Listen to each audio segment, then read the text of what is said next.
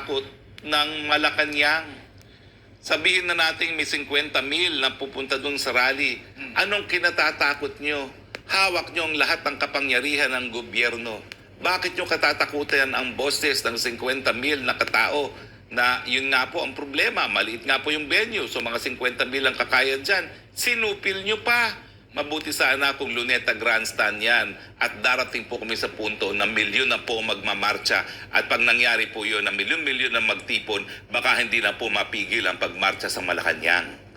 So wag nyo na po antayin yon dahil habang sinusupil yung karapatan, ito po ay parang pressure cooker na talagang patuloy ang pag-init, patuloy ang paggulo ng galing ng taong bayan at kapag hindi po yan hinayaang ilabas at walang pagkakataon na isa publiko ang nasa loobin ng taong bayan, tuluyan na po yung sasabog. Yan ba ang gusto ninyo? Na magkaroon ng social volcano of social unrest?